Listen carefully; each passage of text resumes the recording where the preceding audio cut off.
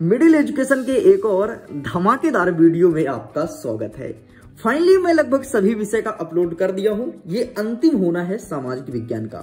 इसके पहले हिंदी का अपलोड है, गणित का अपलोड है, अंग्रेजी का अपलोड है, विज्ञान का अपलोड है और संस्कृत का भी अपलोड कर दिया हूं। ये आपका अंतिम सामाजिक विज्ञान एक ही वीडियो में फुल सोल्यूशन दूंगा, प्रश्न नंबर 1 से लेकर के प्रश्न क्रमांक 23 तक। इसीलिए हमें वीडियो में एंड तक बने रहना है। इतना ही नहीं, मिडिल एजुकेशन का वीडियो आए और तबाही न मचाए ऐसा हो ही नहीं सकता। That is impossible. And finally video में फायर करने के लिए आप सब हमारे साथ जुड़ जाइए और फटाफट एक एक प्रश्न का 100% एकदम एक्यूरेट और सही आंसर देख लीजिए। मैं मानता हूं YouTube चैनल पर आपको फुल सोल्यूशन का वीडियो शायद ही किसी YouTube चैनल पर मिला हो, लेकिन अगर मिल भी गया है तो क्या ऑथेंटिक और सही आंसर किसी ने दिया है? आपके मन में भी कहीं ना कहीं क्वेश्चन आएगा। No, never. And finally middle education अब आपके सामने प्रेजेंट कर रहा है। देखो यहां पे लिखा है परीक्षा पूर्व अभ्यास प्रश्न पत्र 2023-24 कक्षा 10वीं के सामाजिक विज्ञान विषय का ये पेपर होना है। 75 नंबर का आपका पेपर रहेगा। समय मिलेंगे 3 घंटे, लेकिन इस वीडियो को देखने के बाद 1.5 घंटे में पेपर सॉल्व कर दोगे। एंड आपको पता है जो आपका हिंदी और गणित का पेपर था ना, मेरे प्यारे स्टूडेंट्स बहुत अच्छे तरीके से किए भी हैं। निर्देश में देखो वेरियस प्रकार के इंस्ट्रक्शन मौजूद हैं। एंड मिडिल एजुकेशन हमेशा आपसे बोलता है instruction is must important in your examination. Instruction को ध्यान से पढ़िए, डेफिनेटली आपका एग्जाम बेहतर होगा। लेकिन बहुत सारे स्टूडेंट को पता नहीं होता कि निर्देश लिखा क्यों जाता है। ये इसलिए लिखा जाता है कि अगर आप इस निर्देश का पालन करते हुए कॉपी लिखेंगे तो 75 में से 75 आपको मिलेगा, आपके शिक्षक को देना पड़ेगा। इसलिए इंस्ट्रक्शन दिया रहता है। आगे बढ़ते हैं। यही इंस्ट्रक्शन इंग्लिश में अवेलेबल है। अगर आप इंग्लिश मीडियम के अभ्यर्थी हैं तो यहां से कैच आउट कर सकते हैं। चलिए भाई साहब, यहां से हम फायर करते हैं अपने प्रश्न को।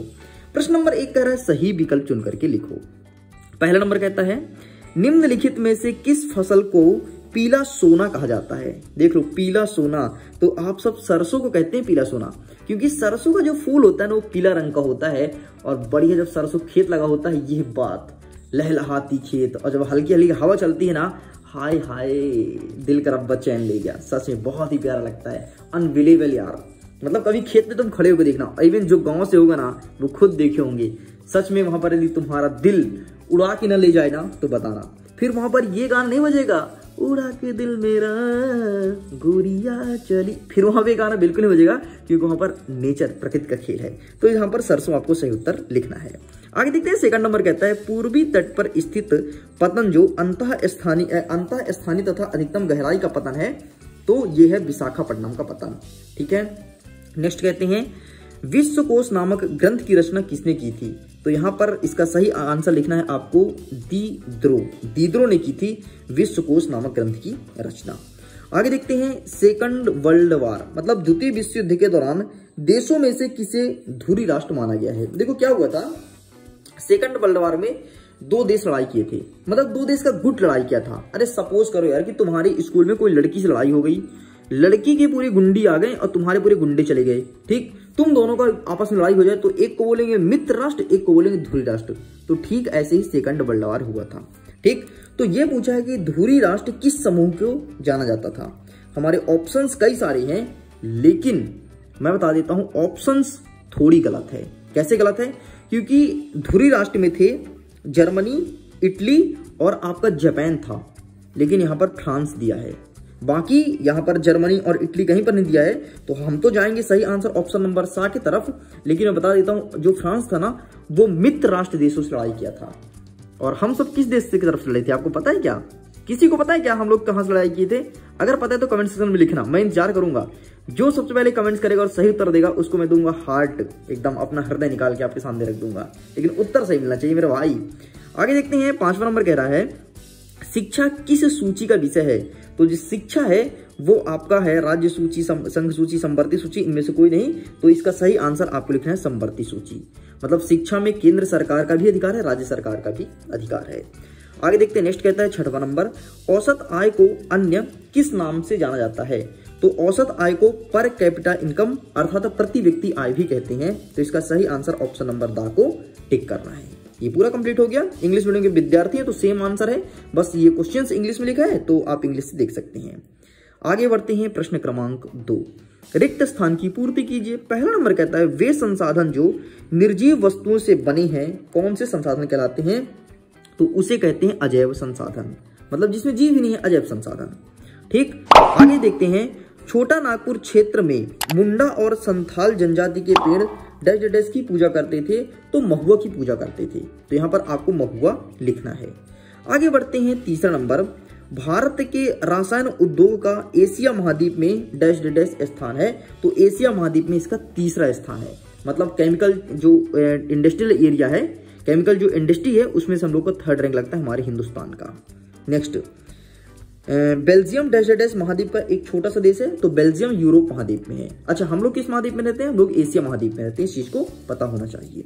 आगे बढ़ते हैं, मानव विकास की रिपोर्ट डैश डैश संस्था जारी करती है, तो संयुक्त राष्ट्र मतलब यूएन जारी करती है।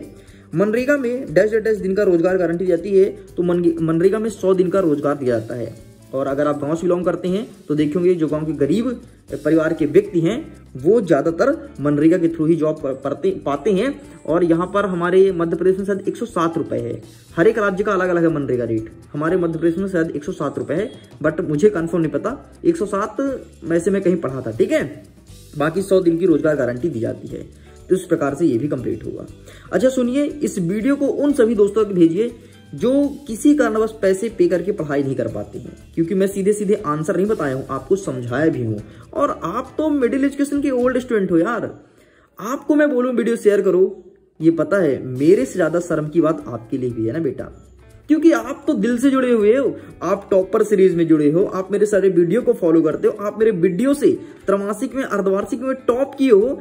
प्री बोर्ड की बारी है और वार्षिक को थोड़ी ना छोड़ेंगे। अरे भाई, मिडिल एजुकेशन का सिंपल सा फंडा है, जब तक मिडिल एजुकेशन आपको कक्षा 10वीं में मध्य प्रदेश में टॉप कराए नहीं ना, तो मिडिल एजुकेशन इस साल शांत नहीं बैठने पड़ा। चाहे मुझे टॉपर सीरीज में क्वेश्चन देना पड़े रियल वाला, चाहे मुझे मॉडल पेपर बना करके रियल प्रश्न लेना पड़े, या फिर मुझे रियल का रियल प्रश्न पत्र ही यूट्यूब चैनल पर अपलोड करना पड़े, मैं करूंगा और टॉप भी कराऊंगा। लेकिन टेंशन मत लो, अगर तुम टॉपर सीरीज के वीडियो को रेगुलर फॉलो करोगे ना, तो इतना मैं बता देता हूं, तुमसे ज्यादा कोई माई के लाल की हिम्मत नहीं कि नंबर ले आए। अरे लिखित देता हूं, लिखित मैं बोलता हूं उसको, तुम पेपर दे दो फिर भी तुम ज्यादा नंबर नहीं लाएगा। क्यों? क्योंकि टॉपर सीरीज में तुम पहले ही पढ़ चुके हो, जो बाद में पढ़ेगा वो। नेक्स्ट देखते हैं सत्य और असत्य। पहला नंबर कहता है निष्क्षालन से बनी मृदा लैटेराइट मृदा कहलाती है, बिल्कुल सत्य है। भारत चीन के बाद चावल का सबसे बड़ा उत्पादक देश है, बिल्कुल सत्य है। नेक्स्ट कहता है 1953 में वायु परिवहन का राष्ट्रीयकरण किया गया था, बिल्कुल सत्य है। चंडीगढ़ केंद्र शासित प्रदेश है, बिल्कुल सत्य है। नेक्स्ट, खुली बेरोजगारी को छिपी बेरोजगारी भी कहते हैं, नहीं, खुली बेरोजगारी अलग है, छिपी बेरोजगारी अलग है। नेक्स्ट, भारत में करेंसी नोट भारतीय स्टेट बैंक द्वारा जारी करते हैं, नहीं, इसे जारी करता है RBI, reserve bank of India, not state bank. State bank तो एक बैंक है, ठीक है। इस प्रकार से ये भी कंप्लीट होता है, मतलब ऊपर 4 सही बाकी 2 गलत है। आइए सही जोड़ी देख लेते हैं। पहला नंबर कहता है रबर का सबसे बड़ा उत्पादक राज्य, तो यहाँ पर आपको केरला के साथ मैच करना है। उगते सूर्य की किरण, तो यहाँ पर आजादी मिलना हो जाएगा। नेक्स्ट कहता है ये क्या है भाई, अनावरिंद्रनाथ, नहीं प्रिंट मिस्टेक है, रविंद्रनाथ टैगोर, तो यहाँ पर आपको भारत माता कर देना है। नेक्स्ट, सरकार का बेहतर रूप, तो यहाँ पर आपको लोकतांत्रिक कर देना है। नेक्स्ट, आय और उपभोग का अंतर, तो यहाँ पर आपको बचत कर देना है। नेक्स्ट, सरकार द्वारा प्रतिबंधों को हटाना ही उदारीकरण कहलाता है। तो इस प्रकार से पूरा कंप्लीट होता है। आगे देखते हैं, प्रश्न नंबर 5 कह रहा है कि एक वाक्य में उत्तर दीजिए। पहला नंबर कहता है कि टिहरी में किसान द्वारा कौन सा आंदोलन चलाया गया था, तो यहाँ पर चलाया गया था जंगल बचाओ आंदोलन। कौन सा? जंगल बचाओ आंदोलन, इस चीज को ध्यान रखिएगा। आगे बढ़ते हैं, हौज खास का निर्माण किसने कराया था, तो अलाउद्दीन खिलजी ने कराया था। नेक्स्ट, भारत का कौन सा नगर इलेक्ट्रॉनिक उद्योग की राजधानी है, तो बेंगलुरु। बेंगलुरु को इलेक्ट्रॉनिक उद्योग कहते हैं। बेंगलुरु में ही हर एक चीज होता है, मतलब जो सॉफ्टवेयर संबंधित होता है बेंगलुरु में होता है, और उसे सिलिकॉन सिटी भी कहा जाता है। भूमध्य सागर के पूर्व में स्थित देश को क्या कहते हैं, तो उत्तर पूर्वी एशियाई देश कहते हैं। नेक्स्ट, नई आर्थिक नीति कब लागू हुई थी, तो 1991 में नई आर्थिक नीति लागू हुई थी, जिसे कहते हैं LPG, लिबरलाइजेशन, प्राइवेटाइजेशन, ग्लोबलाइजेशन। यदि मैं हिंदी में बोलूं तो निजीकरण, वैश्वीकरण और उदारीकरण। नेक्स्ट, बहुराष्ट्रीय कंपनी द्वारा किए गए निवेश को क्या कहते हैं, तो इसे कहते हैं विदेशी निवेश। इस प्रकार से ये भी कंप्लीट होता है। देखिए इसका आंसर आपको पीडीएफ के रूप में मिलेगा, कुछ इस प्रकार से आप देख सकते हैं। एक एक चीज का लिखित आंसर दिया जाएगा बतौर पीडीएफ। तो जाइए, लिंक डिस्क्रिप्शन बॉक्स में है, जाकर के डाउनलोड कीजिए। इतना ही नहीं, इस प्रकार से मैंने पीडीएफ क्रिएट किया है, तो आप जाइए पीडीएफ को डाउनलोड लीजिए, प्रॉब्लम क्या है। चलिए आगे बढ़ते हैं। प्रश्न नंबर 6, छठवां नंबर कहता है एजेंडा 21 क्या है, इसका मुख्य उद्देश्य बताइए। और टॉपर सीरीज का जब मैं अध्याय नंबर 1 कवर कर रहा था, एजेंडा 21 को टिक कराया था, और याद करो उसने बोला था ना कि 21 लक्ष्यों पर बात किया गया था, इसलिए इसको 21 नाम दिया गया था। ठीक, तो भाई इसका आंसर क्या लिखेंगे, आंसर हम आपके सामने दिखा देते हैं। ये रहा आपके सामने आंसर, तो please take a screenshot and यही आंसर लिख करके आइएगा। साइड करते हैं। नेक्स्ट कहता है 7वां नंबर, पारिस्थितिक तंत्र किसे कहते हैं, एंड अथवा में कहता है वन्य जीव संरक्षण अधिनियम में संकटग्रस्त जातियों को बचाने के लिए 2 कानून को लिखिए। तो हम आपको दिखाते हैं पारिस्थितिक तंत्र। तो ये रहा आपके सामने पारिस्थितिक तंत्र, इसका फोटो क्लिक कर लीजिए। साइड करते हैं। Next question. नेक्स्ट हमारा 8वां नंबर कहता है कि स्वर्णिम चतुर्भुज महाराजमार्ग की 2 विशेषताएं लिखिए। और अथवा में कहता है देश की पहली रेलगाड़ी कब और कहां चलाई गई थी। तो ये तो सबको पता है कि 1853 में मुंबई से ठाणे के बीच चलाई गई थी। ठाणे या थाणे सब अपना अपना बोलते हैं, क्योंकि महाराष्ट्र का नाम है। ठीक है, तो हम आपको दिखाएंगे स्वर्णिम चतुर्भुज महाराजमार्ग की 2 विशेषताएं। तो ये रहा भाई साहब स्वर्णिम चतुर्भुज की विशेषताएं। पहला नंबर देखो, और ये रहा दूसरा नंबर। 2 विशेषताएं आपसे पूछा है, 2 ही लिखना था। आगे बढ़ते हैं। नेक्स्ट कहता है कि कच्चे माल के आधार पर उद्योग के प्रकार बताना है। और अथवा कहता है कि सूचना प्रौद्योगिकी किसे कहती है। तो ये रहा भाई साहब कच्चे माल वाला, इसका भी स्क्रीनशॉट ले लीजिए। ठीक, ये भी कंप्लीट होता है। आगे बढ़ते हैं। नेक्स्ट कहता है चंपारण सत्याग्रह कब और क्यों चलाया गया था। और अथवा में कहता है कि अल्लूरी सीताराम राजू कौन थे। तो ये रहा आपके सामने चंपारण सत्याग्रह। तो आप इसका भी फोटो खींच लीजिए इस सत्याग्रह का। ठीक, चलिए साइड करते हैं। नेक्स्ट कहता है 11वां नंबर, यूरोप में सब लोगों के जीवन पर आलू का क्या प्रभाव पड़ा। बाप रे, आलू का क्या प्रभाव पड़ा, देख रहे हो। और अथवा पूछा है कि कौन सी फसल भारत में उगाई जाती है और अंग्रेजों द्वारा चीन को क्यों निर्यात की जाती है। तो ये रहा भाई साहब इसका आंसर, इसका आप फोटो क्लिक कर लीजिए। ठीक, चलिए आगे बढ़ते हैं। नेक्स्ट कहता है 12वां नंबर, बेलम क्या है। और अथवा में कहता है कि खगोल शास्त्र किसे कहते हैं। तो खगोल शास्त्र किसे कहते हैं, ये रहा आपके सामने आंसर।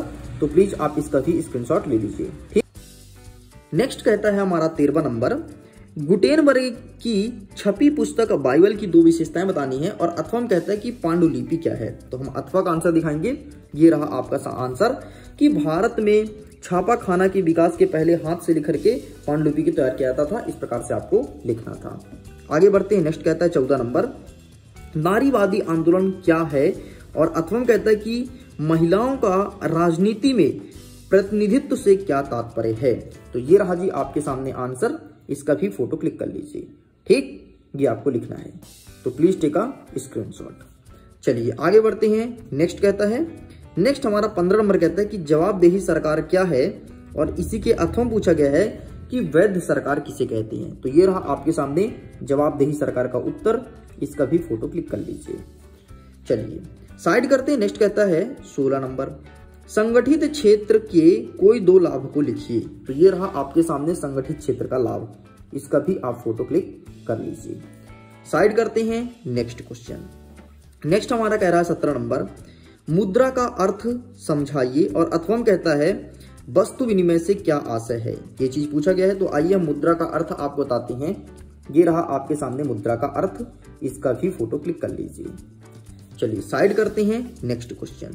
नेक्स्ट कह रहा है हमारा 18 नंबर, कांडला जो बंदरगाह है, कांडला एक समुद्री बंदरगाह की 3 विशेषताएं हमें बतानी है। तो ये रहा आपके सामने 3 विशेषताएं।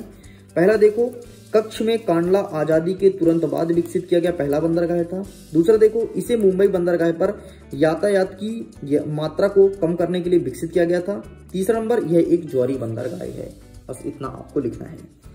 आगे बढ़ते हैं। नेक्स्ट कहता है हमारा प्रश्न क्रमांक 19 नंबर कहता है ब्रिटेन की महिला कामगारों ने स्पिनिंग जोनी पर हमले क्यों किए थे। तो ये रहा भाई साहब इसका आंसर, ये आपको लिख करके आना है। देख लीजिए, ब्रिटेन में औद्योगिक से ठीक पहले के दौर के पूर्व औद्योगिकीकरण कहते हैं यह वह समय था जब ब्रिटेन में कारखाने नहीं खुले थे। इस अवधि के व्यवसाय को नेटवर्कों अनूठा किस्म का था जिसे व्यापार नियंत्रित करते थे। इस प्रकार से आंसर आपको लिखना था। आगे देखते हैं प्रश्न नंबर 20 कह रहा है कि संघीय शासन व्यवस्था की विशेषता लिखिए, अथवा कहता है कि क्षैतिज वितरण क्या है समझा करके लिखिए। तो ये रहा जी आपके सामने संघीय व्यवस्था वाला, तो आप इसका स्क्रीनशॉट ले लो। ये रहा 3, 4, 5, ठीक, और ये रहा आगे का।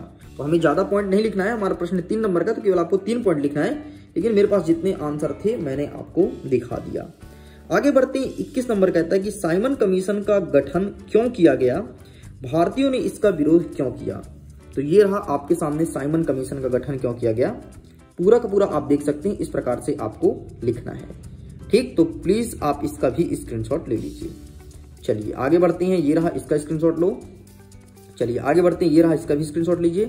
ये रहा पूरा स्क्रीनशॉट ले लो। काफी लंबा आंसर, लेकिन आपको इतना नहीं लिखना है, ठीक है। चलिए आगे बढ़ते हैं। नेक्स्ट कह रहा है हमारा प्रश्न नंबर 22वां नंबर कहता है राजनीतिक दल के प्रमुख कार्यों का वर्णन करना है। 4 नंबर का प्रश्न है। अथवा कहता है कि राजनीतिक दलों के साक्ष्य क्या चुनौती है समझाइए। तो ये रहा राजनीतिक दल के कार्यों का वर्णन, ये पूरा लिखा गया है। आप इसका स्क्रीनशॉट ले लो, पहला पॉइंट। दूसरा देखो, जनता को राजनीतिक शिक्षा देना। नेक्स्ट कहता है 3रा नंबर, सार्वजनिक नीतियों के निर्माण में जनता का नेतृत्व, ठीक है। नेक्स्ट कहता है जनता और सरकार के बीच कड़ी का कार्य करना। नेक्स्ट कहता है चुनाव लड़ने व सरकार बनाना। नेक्स्ट कहता है सरकार की आलोचना करना। इस प्रकार से आपको लिखना था। चलिए आगे बढ़ते हैं। अंतिम प्रश्न, प्रश्न क्रमांक 23वां नंबर कहता है कि भारत के मानचित्र को बताना है। यहाँ पर रानीगंज है, झारिया है, कोरबा और सिंगरौली है, ठीक। तो रानीगंज आपके झारखंड में है, झारिया भी आपके झारखंड में है, कोरबा आपके छत्तीसगढ़ में है और सिंगरौली आपके मध्य प्रदेश में है। तो आइए इसका भी आंसर हम आपको दिखा देते हैं कि मैप में कहाँ कहाँ भरना है। का नक्शा दिया जाएगा, जिसमें से सबसे पहले आपको रानीगंज लिखना है। तो रानीगंज सिंपल सा आपको यहाँ पर लिख देना, झारखंड के पास यहाँ पे। नेक्स्ट कहता है झारिया, झारिया यहाँ पे लिख देना है, ठीक। नेक्स्ट कहता है कोरबा, कोरबा छत्तीसगढ़ में है, यहाँ पे लिख देना है कोरबा।